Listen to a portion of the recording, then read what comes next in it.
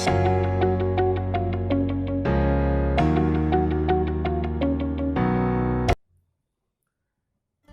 back to the third and final part of the second lesson.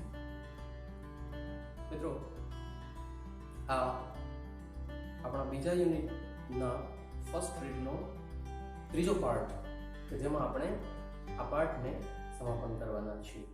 આપણે અત્યાર સુધી જોયું કે વોલ્ટે બાળપણથી જે કાર્ટૂનની સફર શરૂ કરી એ છેક ડિઝનીલેન્ડ સુધી પહોંચાડી, મતલબ મિકી માઉસ સુધી પહોંચાડી. અને મિકી માઉસની આ ભવ્ય સફળતા અને ત્યારબાદ એણે એક પછી કાર્ટૂન શરૂ કર્યા. ત્યારબાદ એણે કરેલી એ સફળતા એ ડિઝનીલેન્ડ સુધી કઈ રીતે પહોંચી, એ ડિઝનીલેન્ડ સુધી તો વર્ષો પહેલા એમના મગજમાં પહોંચી ગઈ, પણ એ ડિઝનીલેન્ડ બનાવવું છે આ વિચાર એણે એમના ક્રૂ મેમ્બર્સ સાથે, એમની સાથે કામ કરનારા મિત્રો સાથે જ્યારે શેર કર્યો ત્યારે એણે કેવા બધાને ઉત્સાહિત કર્યા હતા અને એ કેટલો એન્થ્યુઝ માણસ હતો, કેટલો ઉત્સાહી માણસ હતો, એ આપણે હવે પછીના પાર્ટમાં જોવાનું છે. અને જિંદગી વિશે એ અને એનો ભાઈ રોય એ શું માનતા હતા, કે ક્યાં સુધી આ વોલ્ટ ડિઝનીનો પ્રભાવ છે એ વિશ્વમાં રહેશે, એમના વિશે શું માનતા હતા, એ આપણે આ ત્રીજા પાર્ટમાં હવે ભણશું. તો આવો મિત્રો, સાથે મળી અને આપણે આ ત્રીજો જે પાર્ટ છે એમનું ભાષાંતર અને ભાવાનુવાદને સમજવાનો પ્રયાસ કરીએ. Like many people who work to create humor, Walt took it very seriously. હાસ્ય સર્જન કરનારા ઘણા લોકોની જેમ, હાસ્ય સર્જન કળામાં કામ કરતા ઘણા લોકોની જેમ વોલ્ટ પણ took it very seriously. Volt પણ આ વાતને ખૂબ ગંભીરતાથી લેતો હતો. He would often sit gloomily through the funniest cartoon. તે often ઘણી વખત sit gloomily ગંભીરતાથી, અસંતોષથી, એ થ્રુ ધ ફનીએસ્ટ કાર્ટૂન, સૌથી ફનીએસ્ટ એટલે રમૂજી કાર્ટૂન જે હોય એમાં પણ ગંભીરતાથી એકદમ અસંતોષપૂર્વક એમાં બેસતો અને concentrating on the some way to improve it. અને કન્સન્ટ્રેટિંગ ધ્યાન આપીને, કઈ વાતમાં ધ્યાન આપીને? On some way to improve it, કોઈક રીતે એને સુધારવાની બાબતમાં ધ્યાન આપીને. એટલે સૌથી રમૂજી કાર્ટૂન જે હોય, જેમાં ખૂબ હ્યુમર, ખૂબ હાસ્ય ઉત્પન્ન થતું હોય, એવા કાર્ટૂનની અંદર પણ એ અસંતોષની લાગણીથી, એમાં હજી એને એવું લાગે કે કંઈક ખૂટે છે, હજી આને શ્રેષ્ઠ બનાવી શકાય એમ છે. આવા કલ્પનાઓમાં એ ગંભીરતાથી આ કાર્ટૂન પૂરું થાય ત્યાં સુધી, શરૂથી એન્ડ સુધી એ એમાં બેસતો. Volt valued the opinions of those working with him. Volt valued the opinions. Volt છે એ વેલ્યુડ, મૂલ્ય આંકતો હતો, અથવા એમનું એ મહત્વ આપતો હતો. The opinions, મંતવ્યોને. વોલ્ટ એમના મંતવ્યોને પણ એ મહત્વ આપતો હતો. કોના મંતવ્યો? Of those working with him, એમની સાથે જે કામ કરતા, એમની સાથે કામ કરનારાઓના મંતવ્યને પણ વોલ્ટ એ આટલું જ મહત્વ આપતો હતો. But the final judgement was always unquestionably his. પણ અંતિમ નિર્ણય જે લેવાનો થાય તે અનક્વેશ્ચનેબલી, નિર્વિવાદપણે, એમાં કોઈ વિવાદ નહીં, એ નિર્વિવાદપણે ફાઇનલ જજમેન્ટ, અંતિમ નિર્ણય એ એમનો જ રહેતો. વોલ્ટ છે એ એમની કંપનીમાં કામ કરનારા, એમની સાથે કામ કરનારા તમામ માણસોના મંતવ્યો જાણતો, તમામને પૂછતો કે આ કાર્ટૂનને સારું બનાવવા માટે તમે શું મદદ કરી શકો એમ છો, તમે શું મંતવ્ય આપી શકો એમ છો, તમે આમાં શું વિશેષ ઉમેરી શકો એમ છો. આમ બધાના મંતવ્યો માંગતો, પણ અંતિમ જે નિર્ણય લેવાનો થાય કે આમાં શું ફેરફાર કરવો, કઈ રીતે આને ઇમ્પ્રૂવ કરવું, કોના મંતવ્યને એડ કરવું, કોને એડ ન કરવું, કોનું સજેશન છે સ્વીકારવું, આ તમામ બાબતોનો અંતિમ નિર્ણય છે એ હંમેશા એમનો જ રહેતો. Once after viewing a new cartoon with evidence displeasure. એક વખત આફ્ટર વ્યુઇંગ જોયા બાદ શું જોયું? અ ન્યૂ કાર્ટૂન, એક નવું કાર્ટૂન. અને એ નવું કાર્ટૂન જોયા બાદ એમાં શું એમને જોવા લાગ્યું? Evidence of displeasure. એમને જરા નારાજગીનો ભાવ થયો, એવો એવિડન્ટ મળ્યો એમાં, એવો એમને પુરાવો મળ્યો, મતલબ એવી એને ભાવ થયો કે આમાં બહુ મજા ન આવી. આ કાર્ટૂન છે એ બહુ જમાવટ થાય એવું, બહુ આનંદ આવે એવું, બધાને હસાવે એવું આ સિરીઝ બનતી નથી. તો આમ એક વખત આવા નારાજગીના ભાવ સાથે કાર્ટૂનને જોયા બાદ Walt called for comments from a group of our people. વોલ્ટે કોલ્ડ ફોર કમેન્ટ્સ, ટીકાઓ મંગાવી. વોલ્ટ જે છે એણે કોલ્ડ ફોર એટલે માંગી, બધાની પાસેથી બધાના મંતવ્યો માંગ્યા, ટીકાઓ માંગી કે ભાઈ આ કાર્ટૂનમાં શું ખૂટે છે, ક્યાં આમાં મજા નથી આવે એવું લાગતું, આમાં શું સુધારી શકાય એમ છે. આવા એમણે અમારા લોકો પાસેથી, from a group of our people, અમારા લોકો પાસેથી, અમે જે અમારું જે લોકોનો સમૂહ હતો એમની પાસેથી એમણે બધાના મંતવ્યો માંગ્યા. વન આફ્ટર અનધર દે સ્પોક અપ. અને મંતવ્યો માંગ્યા એટલે વન આફ્ટર અનધર, એક પછી એક, દે સ્પોક અપ, તેઓ બોલ્યા. પણ બોલ્યા શું? All echoing Walt's criticism. બધા જ વોલ્ટની વાતનું જ આહવાન કરતા હતા. અર્થાત બધા જ એવું એક પછી એક બોલ્યા કે વોલ્ટ જે વાત કરે છે બસ એ જ વાત સાચી છે, એમ જ કરી શકાય એમ છે. આમ વોલ્ટની વાતનું જ આહવાન કરતા, અથવા વોલ્ટની વાતનો ઇકો એટલે પડઘો, જે વોલ્ટ બોલ્યો એ જ પાછળ બધા બોલતા હતા. એટલે આમ વોલ્ટની વાતનું આહવાન કરતા હતા અથવા એમનો પડઘો પૂરતા હતા. શું કહેતા હતા? આઈ can get rubber stamp that say yes Walt. I can get rubber stamp that say yes Walt. He snapped. એ ખીજાયો વોલ્ટ, એમને ગુસ્સો આવ્યો અને ખીજમાં એ બોલ્યો કે I can get rubber stamp, હું રબરના સિક્કાઓ બનાવી લઉં, દેટ સે, જેમાં એવું લખેલું હોય યસ વોલ્ટ. મતલબ તમારે તમારા મંતવ્યો તો તમે કોઈ આપ્યા જ નથી, હું જે વાત કરું છું એ જ વાતને તમે ગોળ ગોળ ઘુમાવીને છેલ્લે તમારા વાતનું જે નિચોડ નીકળે એ જ મારી વાત આવે છે. તો હવે મારી જ વાત જો તમારે કરવી હોય તો પછી આપણે આટલો બધો સમય તમારો બગાડીએ બોલવા જેટલો, તમારી વાતને, મારી વાતને પડઘો પૂરવા જેટલો સમય આપણે વ્યય કરીએ, એના કરતાં બધા મિત્રોને એક એક સિક્કો આપી દો જેમાં લખેલું હોય યસ વોલ્ટ. એટલે જેવું હું તમારી બાજુ ફરીને અથવા ક્યારેય પણ તમારું મંતવ્ય માંગુ તો તમારે એ મારી વાત પર એ સિક્કો મારી દેવાનો કે યસ વોલ્ટ. એટલે તમારો સમય બગડે નહીં અને મારી વાત છે એ જ તમારે રજૂ કરવાની છે એ થઈ શકે. એટલે આમ એ ખીજાઈ ગયો અને ખીજાઈને બોલ્યો કે આપણે યસ વોલ્ટ નામનો એક સિક્કો બનાવીએ. ધેન હી વિલ્ડ, પછી એ ફર્યો, એન્ડ આસ્કડ, અને પૂછ્યું ધ પ્રોજેક્ટનિસ્ટ, પ્રોજેક્ટનિસ્ટને, જે પ્રોજેક્ટરનું કામ કરતો હતો, પ્રોજેક્ટ સાથે સંકળાયેલો હતો, આવો જે પ્રોજેક્ટનિસ્ટ હતો એમને એણે પૂછ્યું વોટ હી થોટ, એ જે માનતો હતો એ વાત. એણે પૂછ્યું કે ચાલ ભાઈ તું શું માને છે? આ બધા તો આ એકને એક વાત પકડીને બેસી ગયા. ધ મેન સેન્સ્ડ, આ માણસ સમજી ગયો, that dissent was in order, કે ડિસેન્ટ જે મતભેદ હતો, દ્વેષ હતો, એ હવે આગળ વધ્યો છે. અને એમણે કીધું, હી ડિક્લેર્ડ, એણે જાહેર કર્યું. શું જાહેર કર્યું? I think you all wrong. શું જાહેર કર્યું? I think you all wrong. મને એમ લાગે તમે બધા ખોટા છો. હું માનું છું કે તમે બધા ખોટા છો, તમારી આ વાત બરાબર નથી. Walt just grinned. પેલા ભાઈની આ વાત પર, આ ઘોષણા પર વોલ્ટ જસ્ટ ગ્રીન, બસ વોલ્ટ કંઈ બોલ્યો નહીં, પણ જસ્ટ ગ્રીન્ડ, ખડખડાટ હસી પડ્યો, અટહાસ્ય કરવા લાગ્યો. અને શું કીધું એમને? You stick to your projector he suggested.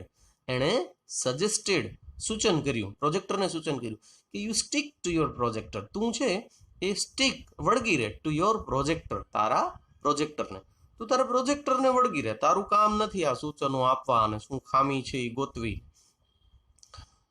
Volt involved himself in everything. Walt involved સામેલ કરતો, હિમસેલ્ફ પોતાને, ઇન એવરીથિંગ બધી જ બાબતોમાં. વોલ્ટ એ પોતાને બધી જ બાબતોમાં સામેલ કરતો. During one story conference on the Mickey Mouse Club show, the storyman, pointer in hand, was outlining a sequence called How to Ride a Bicycle. કેવી રીતે સામેલ રાખતો એ બધી બાબતોમાં એનો એક અહીંયા પ્રસંગ વર્ણવ્યો છે કે ડ્યુરિંગ વન સ્ટોરી કોન્ફરન્સ, એક સ્ટોરી વાર્તાની સભા હતી, અર્થાત જે સ્ટોરી હવે પછી પિક્ચરસ થવાની હતી, એનિમેટ થવાની હતી, એ સ્ટોરીની એક સભા રાખવામાં આવી હતી, કોન્ફરન્સ રાખવામાં આવી હતી. અને એ સ્ટોરી હતી on the Mickey Mouse Club TV show. Mickey માઉસનો જે ટીવી શો ચાલતો હતો, એ ટીવી શોની જે મંડળી હતી એમના પર એક સભા રહી હતી. The story man, pointer in hand, was outlining a sequence. એમાં જે સ્ટોરી મેન વાર્તાકાર હતો, પોઇન્ટર ઇન હેન્ડ, હાથમાં એક પોઇન્ટર દિશાસૂચક લાકડી રાખીને, વોઝ આઉટલાઇનિંગ અ સિક્વન્સ, એક ઘટનાક્રમ છે એમને આકૃતિ દ્વારા, આઉટલાઇનિંગ એટલે એ જે ઘટના કઈ રીતે બનવાની છે એ ઘટનાક્રમને આકૃતિના જેસ્ચર દ્વારા, એટલે કે આકૃતિના વર્ણન દ્વારા એ ઘટનાક્રમને જણાવી રહ્યો હતો. ઘટનાક્રમ હતો કોલ્ડ, એ નામનો ઘટનાક્રમ કે how to ride a bicycle, એક સાયકલની સવારી કઈ રીતે કરી શકાય. આ નામની જે સ્ટોરી બનવાની હતી, એનિમેટ થવાની હતી, એનો ઘટનાક્રમ એ આ પોઇન્ટર હાથમાં રાખી અને દર્શાવી રહ્યો હતો. Now when you get on your bicycle he began. એમણે વાતની શરૂઆત કરી કે now when you get on your bicycle, હવે જ્યારે યુ ગેટ ઓન, તમે સવારી કરો, યોર બાઇસિકલ, તમારી સાયકલ પર, હવે જ્યારે તમે તમારી સાયકલ પર સવારી કરો છો, આમ એણે હી બિગેન, એમણે વાત કરવાની શરૂઆત કરી. વોલ્ટ સ્ટોપ્ડ હિમ, વોલ્ટે સ્ટોપ્ડ હિમ, એમને અટકાવ્યો. શું કીધું? Change your bicycle to a bicycle, he said. એમણે જણાવ્યું કે ભાઈ અહીંયા જે યોર બાઇસિકલ શબ્દ તું વાપરે છે, આમને અ બાઇસિકલ કરી નાખ. Change your bicycle to a bicycle. Your bicycle નામનો શબ્દ છે એ અ બાઇસિકલ શબ્દ સાથે બદલાવી નાખ, મતલબ યોર બાઇસિકલની જગ્યાએ અ બાઇસિકલ મૂકી દે, આવું એમણે કીધું. વળી એમણે એક્સપ્લેનેશન પણ આપ્યું કે શા માટે આ યોર બાઇસિકલ અ બાઇસિકલના ફેરફાર કરવાના છે. એનું સુંદર મજાનું એક્સપ્લેનેશન જો અહીંયા. Remember, every kid isn't fortunate enough to have a bicycle of his own. સૂચન શું આપ્યું કે યાદ રાખ, એવરી કિડ, પ્રત્યેક બાળક, isn't fortunate, નસીબદાર નથી હોતું. કેટલું નસીબદાર નથી હોતું? Enough to have a bicycle of his own, કે હેવ અ બાઇસિકલ, સાયકલ હોય, હિઝ ઓન, પોતાની સાયકલ હોય, પોતાની માલિકીની સાયકલ હોય, એટલા પૂરતું ઇનફ, એટલે એટલા પૂરતું દરેક બાળક નસીબદાર હોતું નથી. હવે તું સ્ટોરીમાં આપણે આ શબ્દ મૂકીએ કે તમારી સાયકલને જ્યારે સવારી કરો, તો બધાની પાસે તો પોતાની સાયકલ ના હોય. તો જ્યારે બધાની પાસે પોતાની સાયકલ નથી, તો જેની પાસે નથી એ બાળકો કદાચ હતાશ થઈ શકે, એટલે આ શબ્દને આપણે બદલી નાખીએ. તો આટલું એ ઇન્વોલ્વમેન્ટ સ્ટોરીની અંદર રાખતો કે એક શબ્દમાં વ્યુઅર જે છે, જોનાર છે, એ જોનાર એ કેટલું ઊંડાણપૂર્વકથી આ વાતને જુએ છે અથવા કેટલી એને એક્સેપ્ટ કરે છે અને એનો પ્રભાવ એ વ્યુઅર પર કેટલો પડે છે. આટલું ઇન્વોલ્વમેન્ટ, આટલી બારીકાઈથી એ પ્રત્યેક સ્ટોરીના જે શબ્દો છે એમને ધ્યાન પર લેતો. તો the story of Disneyland, perhaps better than anything else, illustrate Walt's vision and his stubborn determination. The story of Disneyland, તો આ ડિઝનીલેન્ડની જે વાત છે, ડિઝનીલેન્ડ જે રીતે સર્જન થયું, ડિઝનીલેન્ડ જે રીતે બન્યું, એની આખી સ્ટોરી, આ ડિઝનીલેન્ડની જે સ્ટોરી છે એ પરહેપ્સ કદાચ બેટર ધેન એનીથિંગ એલ્સ, બીજા કોઈ પણ કરતાં સારી, વધારે સારી હોઈ શકે. શેના માટે? Illustrate Walt's vision and his stubborn determination to realise an idea he believed in. કઈ બાબતમાં વધારે સારી હોઈ શકે? કઈ રીતે સારું વર્ણવી શકે? ઇલ્યુસ્ટ્રેટ, વર્ણન કરી શકે. વોલ્ટની ડિઝનીલેન્ડની જે સ્ટોરી છે એ કદાચ બીજી કોઈ પણ સ્ટોરી કરતાં સારું વર્ણન કરી શકે. શેનું? વોલ્ટ્સ vision, વોલ્ટના દ્રષ્ટિકોણનું, and his stubborn determination, અને એમના સ્ટબોર્ન, અડગ, અહીંયા આપણે અડગ એવો શબ્દ વાપરશું, અડગ, ડિટર્મિનેશન, દ્રઢ નિશ્ચય. ડિઝનીલેન્ડની વાત એ કદાચ બીજા કોઈ પણ કરતાં સારી રીતે વોલ્ટની દ્રષ્ટિ અને એના અડગ નિશ્ચયનું વર્ણન કરી શકે. શેના માટેનો અડગ નિશ્ચય? કેવું દ્રષ્ટિકોણ? To realise an idea he believed in. જે વિચારમાં તે માને છે, એન આઈડિયા, વિચાર, હી બિલીવડ ઇન, માને છે, એ જેમાં માનતો હતો એ આઈડિયાને રિયલાઇઝ, સાકાર કરવામાં, પોતે જે માને છે એ વિચારને સાકાર કરવા માટે, એ સ્વપ્નું સાકાર કરવા માટે, વિચારનો સાક્ષાત્કાર કરવા માટે એ કેટલો અડગ અને દ્રઢ નિશ્ચય હતો, અને એનો દ્રષ્ટિકોણ કેવો હતો, એનું વર્ણન એ કદાચ ડિઝનીલેન્ડ કરતાં સારી રીતે બીજી કોઈ પણ વાત ન કરી શકે. ફોર યર્સ, અને વર્ષોથી, Walt had quietly nursed the dream of a new kind of amusement park. Four years, વર્ષો સુધી, વોલ્ટ હેડ ક્વાઇટલી નર્સ્ડ, વોલ્ટે શાંતિથી, નર્સ્ડ, પોષ્યા કર્યું. શું પોષ્યું? The dream of a new kind of amusement park, નવા પ્રકારના મનોરંજન બાગનું ડ્રીમ, સ્વપ્ન, એ એમણે શાંતિથી મનમાં પોષ્યા રાખ્યું. It would be a potpourri of all the ideas conjured up by his fertile imagination.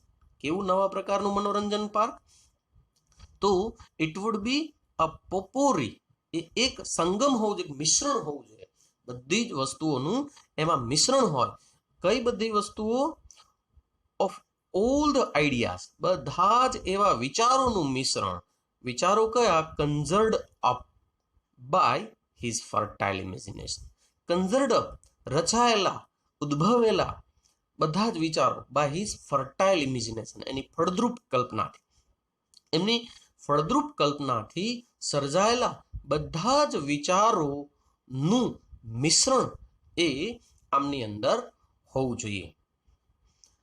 But the idea of sinking millions of dollars into amusement park, પણ the idea of sinking millions of dollars, પણ અબજો રૂપિયા ખર્ચવા, into N amusement park, એક amusement park, મનોરંજન બાગની અંદર અબજો રૂપિયાનો ખર્ચ કરવાનો જે વિચાર છે ને, even Walt's kind of amusement park, અને પછી તે વોલ્ટ્સ કાઇન્ડ, વોલ્ટના પ્રકારનું, વોલ્ટના વિચાર પ્રમાણેનું, કલ્પના પ્રમાણેનું એમ્યુઝમેન્ટ પાર્ક હોય, એમના માટે પણ અબજો રૂપિયા ખર્ચવા, એ સીમ્ડ સો પ્રીપોસ્ચરસ, એ સીમ્ડ, લાગતા હતા, સો પ્રીપોસ્ચરસ, ખૂબ જ હાસ્યાસ્પદ.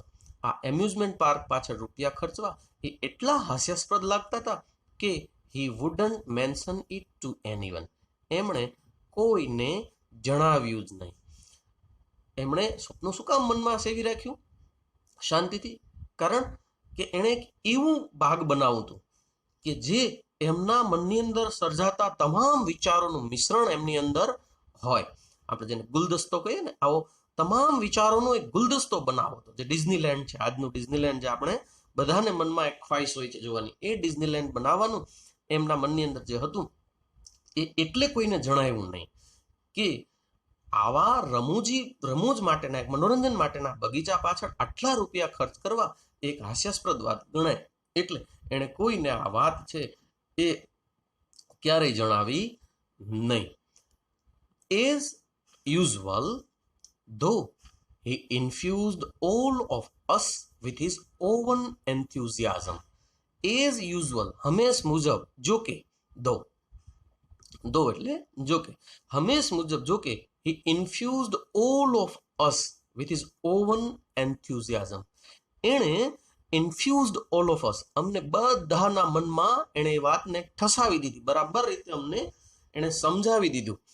he infused all of us, અમને બધાને એણે મનમાં એ વાત ઠસાવી દીધી, મતલબ કે અમને સમજાવી દીધું, અમને માનતા કરી દીધા.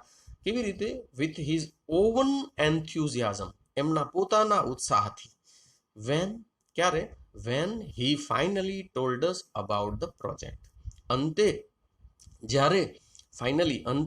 જ્યારે told us, જણાવ્યું, about the project, આ પ્રોજેક્ટ વિશે.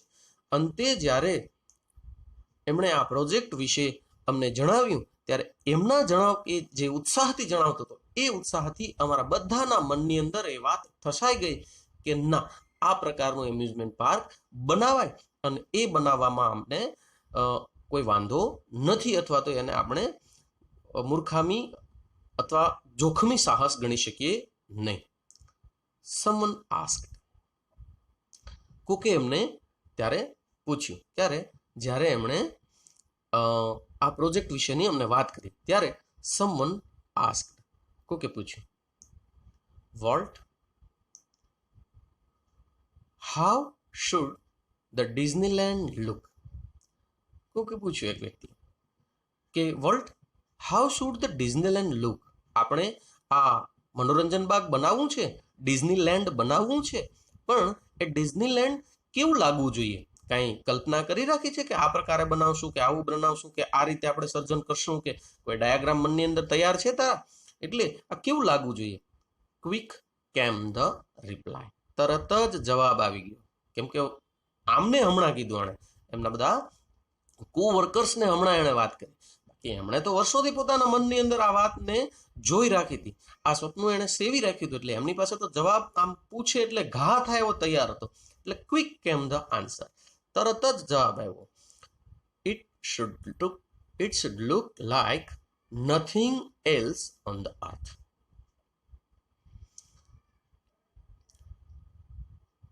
It should look like nothing else on the earth. શું જવાબ આવ્યો? કે it should look like nothing on the earth. એ પૃથ્વી ઉપર કંઈ જ ન હોય એવું લાગવું જોઈએ. એટલે અજોડ લાગવું જોઈએ, એની જોડ પૃથ્વી ઉપર ક્યાંય મળતી ન હોવી જોઈએ, આવું અજોડ લાગવું જોઈએ. પ્રેડિક્ટેબલી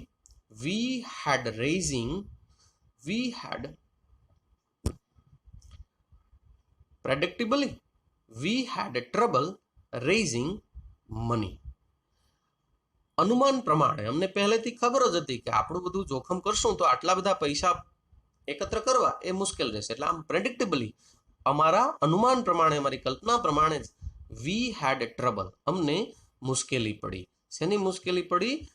રેઇઝિંગ મની, પૈસા ભેગા કરવામાં. અમને રેઇઝિંગ મની, પૈસા એકત્ર કરવામાં મુશ્કેલી પડી. But Disneyland did open in July 1955. પણ જુલાઈ 1955 ડિઝનીલેન્ડ શરૂ તો થયું જ. 1955 અંદર જે મુશ્કેલીઓ પડી હોય, જેટલો સંઘર્ષ કરવો પડ્યો હોય એટલો, પણ 1955 આખરે ડિઝનીલેન્ડ એ શરૂ થયું. સિન્સ ધ ફર્સ્ટ ડે, અને આ પ્રથમ દિવસથી જ, આ પ્રથમ દિવસથી જ millions of people have flocked to see the unique creation of Walt's imagination. આ પ્રથમ દિવસથી millions of people, અબજો લોકો, flocked, ભેગા થયા. આ પ્રથમ દિવસથી જ અબજો લોકો ભેગા થયા to see the unique creation, આ અજોડ સર્જનને જોવા માટે. કોનું અજોડ સર્જન? of Walt's imagination, વોલ્ટની કલ્પનાનું આ જે અજોડ સર્જન હતું એમને જોવા માટે પ્રથમ દિવસથી જ અબજો લોકોની ભીડ થવા લાગી, અબજો લોકો ત્યાં એકઠા થવા લાગ્યા. Like a kid with a new toy, the biggest, shiniest toy in the world. Walt used to wander through the park, staring as happily as any tourist. અને લાઈક અ કીડ, એક બાળકની જેમ, પણ બાળક એક કેવું? વિથ અ ન્યૂ ટોય, એક નવા રમકડા સાથેનું. એક બાળકના હાથમાં કંઈ નવું રમકડું આવ્યું હોય ને, આવા નવા રમકડા સાથેના એક બાળકની જેમ. અને રમકડું પણ the biggest, shiniest in the world. રમકડું એવું કે જે સૌથી મોટું, બિગેસ્ટ સૌથી મોટું, અને શાઇનીએસ્ટ સૌથી ચમકીલું રમકડું ઇન ધ વર્લ્ડ, સૌથી મોટું અને સૌથી ચમકદાર રમકડા સાથે ના એક બાળકની જેમ volt use two vendor through the park. Volt છે એ આ બાગની અંદર ભટકતો. મતલબ એ કયું રમકડું? ડિઝનીલેન્ડ. એ ડિઝનીલેન્ડ જેવડું મોટું રમકડું તો કોઈ બાળકની પાસે હોવાનું જ નથી. અને વળી આટલું શાઇનીએસ્ટ રમકડું એ કોની પાસે હોય? જે વોલ્ટ પાસે હતું. એટલે આ રમકડા સાથે આ વોલ્ટ છે એ પોતાનું રમકડું, એમ એ રમકડા સાથે વોલ્ટ આ ડિઝનીલેન્ડની અંદર રખડતો. સ્ટેરિંગ એઝ હેપીલી એઝ એની ટુરિસ્ટ. અને રખડતો પણ કેવી રીતે?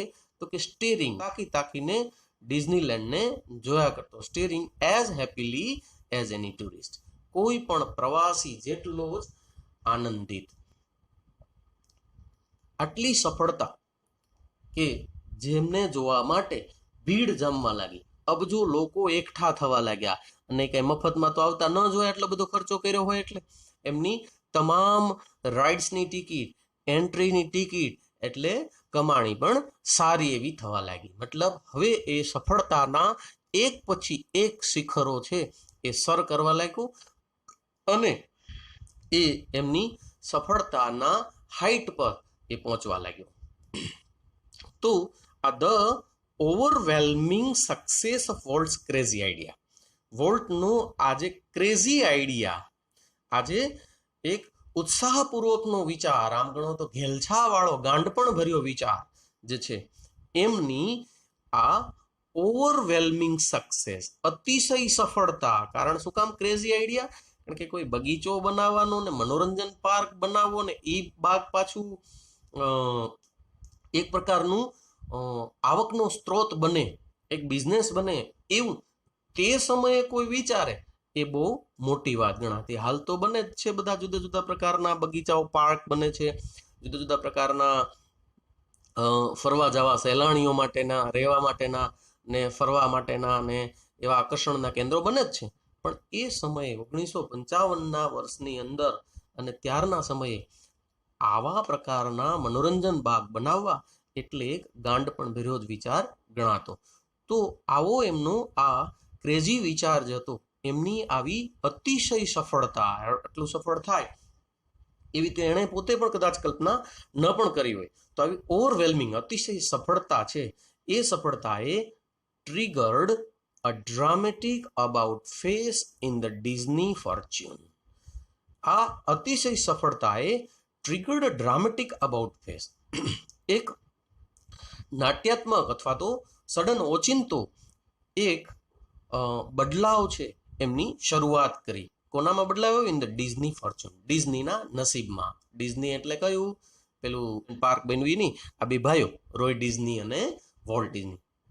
આ ડિઝનીના નસીબમાં એ આ અતિશય સફળતાએ ઓચિંતો બદલાવ શરૂ કર્યો. યેટ, તેમ છતાં, success never change the volt. તેમ છતાં સફળતાએ વોલ્ટમાં કંઈ ફેરફાર ના કરી શકી. સફળ થયા, એમના જીવન આખું બદલાઈ ગયું, સંઘર્ષમય જીવન હતું, સફળતાઓ માટે જજુમતા હતા, નિષ્ફળતાઓ હાથ લાગતી હતી, ક્યાંક વળી ધોકો ખાવા મળતો હતો, ચીટિંગના શિકાર બન્યા હતા. આ બધાની વચ્ચે હવે જ્યારે સફળ થયા ત્યારે એમનું નસીબ છે એ બદલાયું. પણ આ સફળતા, યેટ તેમ છતાં, success never change the volt. આ સફળતાએ વોલ્ટને ક્યારેય ના બદલ્યો. ઘણા બધા માણસો હોય ને એવા પ્રકારના કે થોડા સફળ થાય ત્યાં આસમાનમાં ઉડવા માંડે. અને કેટલાક એવાય માણસો હોય કે સફળતાના શિખરે બેઠા હોય ને તો પણ એકદમ સામાન્ય, એકદમ સિમ્પલ ઉદાહરણ આપણી પેઢીની અંદર આપણને ખબર છે કે કલામ સાહેબ એમના જેવો સિમ્પલ માણસ જોવો એ મુશ્કેલ, અને ઘણા બધા. આપણે તો અહીંયા મવાની વાત કરીએ તો આપણી પાસે તો જીવંત ઉદાહરણો મવાની અંદર આપણી પાસે છે. કલસરિયા સાહેબને જુઓ, અને સદભાવનાના જે બંને ડોક્ટર્સ મિત્રો છે એ ખૂબ સારા એવા, નહીતર આજના ડોક્ટર્સ જે છે એ ઘણું બધું કમાય છે, તેમ છતાં આટલી કમાણીના સ્ત્રોતને છોડી અને સાદગીના જીવનો જીવે છે. તો મિત્રો, વોલ્ટમાં આવો કોઈ ફેરફાર આવ્યો નહીં, અને હી રિમેન્ડ ધ સિમ્પલેસ્ટ ઓફ મેન. અને તે સિમ્પલેસ્ટ ઓફ મેન, સૌથી સાદો માણસ રહ્યો. રિમેન્ડ એટલે રહ્યો, સૌથી સાદો માણસ, એનામાં કોઈ ફેરફાર ન બન્યો, સરળ માણસ એકદમ બની રહ્યો. He hated parties and his idea of night out was burger and chili at some little restaurant. He hated parties. Party એમને બિલકુલ પસંદ નહોતી. And his idea of night out, રાત્રે બહાર જવાનો, રાત્રે બહાર જમવા અથવા ફરવા જવાનો એમનો જો વિચાર હોય તો એ વિચારમાં માત્ર કોનો સમાવેશ થતો? was burger and chili at some little restaurant. એક નાનકડા રેસ્ટોરન્ટમાં જઈ, એક સાદા રેસ્ટોરન્ટમાં જઈ અને એક બર્ગર અને થોડી ચટણી અથવા જેને મરચું કહે એ ખાય, અને એમનું નાઇટ આઉટ પૂરું, એમનું રાત્રિનું ભોજન અથવા તો રાત્રે બહાર ફરવા જમવા જવાની વાર્તા પૂરી થઈ ગઈ. એટલે આવું એ સાદો માણસ રહ્યો હતો. His only extravagance was a miniature railroad that ran around the ground of his home. His only extravagance, એમનો એકમાત્ર બિનજરૂરી ખર્ચ, એક્સ્ટ્રાવેઝન્સ એટલે ખોટો ખર્ચ, બગાડ, વ્યય, એમનો એકમાત્ર બિનજરૂરી ખર્ચ જે હતો વોઝ મિનિએચર, એક નાની કૃતિ એણે બનાવી હતી. શેની બનાવી હતી? રેલ રોડ, રેલ માર્ગની. એક એણે એમના રેલ માર્ગની કૃતિ બનાવી હતી. That rain around the garden of his home, જે એમના ઘરના બગીચાની ફરતે દોડ્યા કરતી. આ એક વ્યય એણે વધારાનો કર્યો હતો. કયો? રેલ રોડનું મિનિએચર. અને આપણે અહીંયા મવામાં મિનિએચર રેલ રોડ જોવું હોય તો સરળ છે, આપણે તો નજરે જોવા મળે એવું છે. ગાંધીબાગની મુલાકાત કેટલા મિત્રોએ લીધી? ઓલમોસ્ટ બધાએ, હે ને? તો એ ગાંધીબાગની ફરતે આપણે જે પેલી ડક ટ્રેન જોવા મળે છે ને, that is a toy duck train. પણ એમને એકચ્યુઅલ ટ્રેન જે આપણી હોય છે એમનું જ એક નાનું સ્વરૂપ આપી દેવામાં આવે ને, ટ્રેન જેવો જ શેપ આપીને આગળ જે ડક ગાડી છે એના બદલે ટ્રેનનું એન્જિન મૂકી દેવામાં આવે, તો એ પાટા ઉપર જેમ ડક ગાડી દોડે છે, બતક ગાડી દોડે છે, એમ એ ટ્રેન ગાડી દોડતી હોય. તો આને મિનિએચર કહેવાય ટ્રેન. તો આવો એનો એક એક્સ્ટ્રાવેઝન્સ જે છે એ હતો. What do you do with all your money? A friend once asked him. એક મિત્રએ એક વખત એમને પૂછ્યું. શું પૂછ્યું? કે what do you do with all your money? તારા આ બધા પૈસાનું કરીશ શું? મિત્રોને એક આ ઉપાધિ બહુ હોય પાછી. એને ખબર પડે કે આની પાસે તો જાજા બધા પૈસા છે, એટલે પછી એમની પાસે ખર્ચાવ્યા જ કરે. અને હા, વળી પાછી એમને ખબર પડે કે આમની પાસે પૈસા નથી, તો એ એમને પાછળ, જેમ એમની પાસે ખર્ચાવ્યા કરે એમ એમની પાછળ પણ ખર્ચા કરે.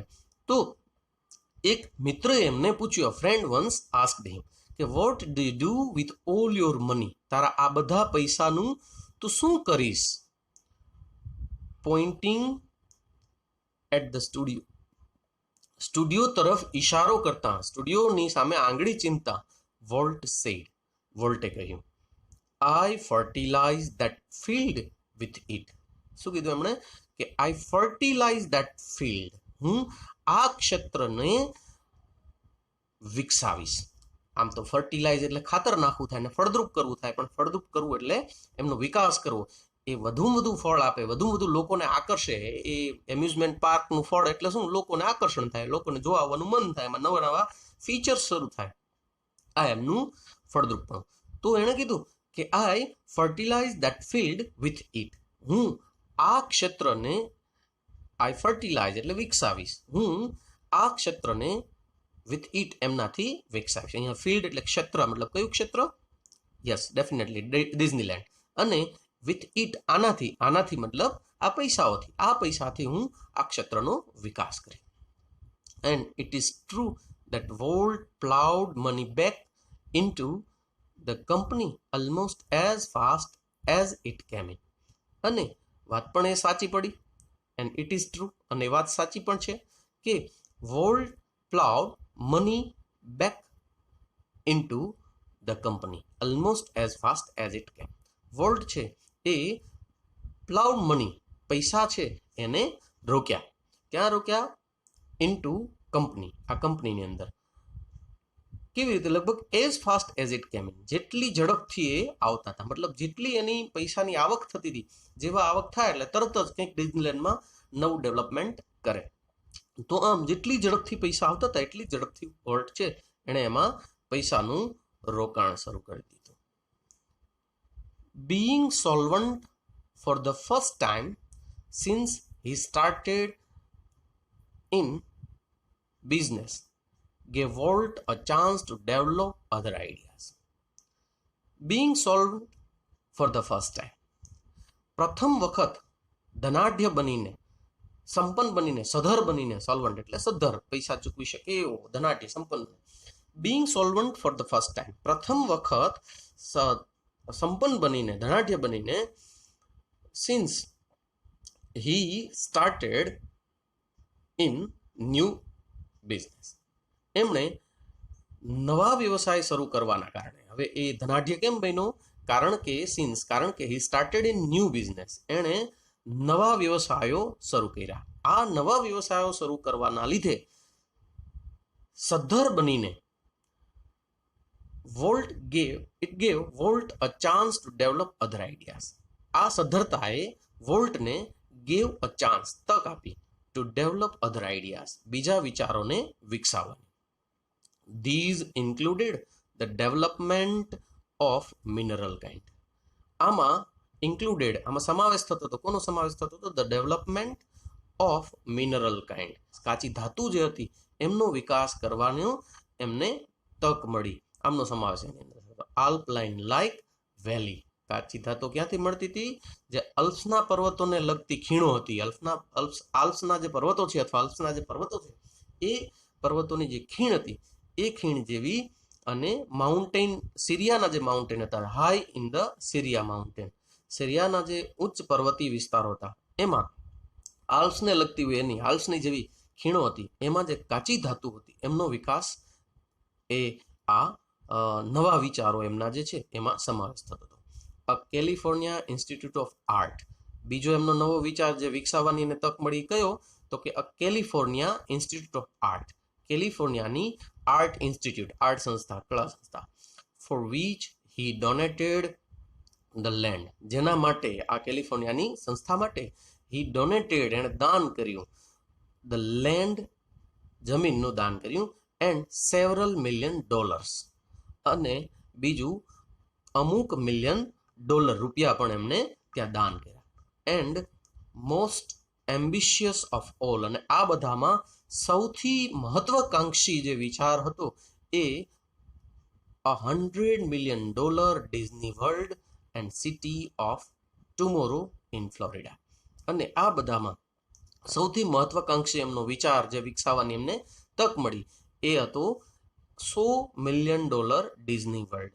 એણે જે ખર્ચ કર્યા એ $100 million ડિઝની વર્લ્ડ, ડિઝની વર્લ્ડની અંદર $100 million, અને City of Tomorrow in Florida, ફ્લોરિડાની અંદર સિટી ઓફ ટુમોરોની અંદર જે રૂપિયા એમણે રોક્યા. આ બધા જ પ્રકારના એમના નવા વિચારોને વિકસાવવાની એમને તક મળી.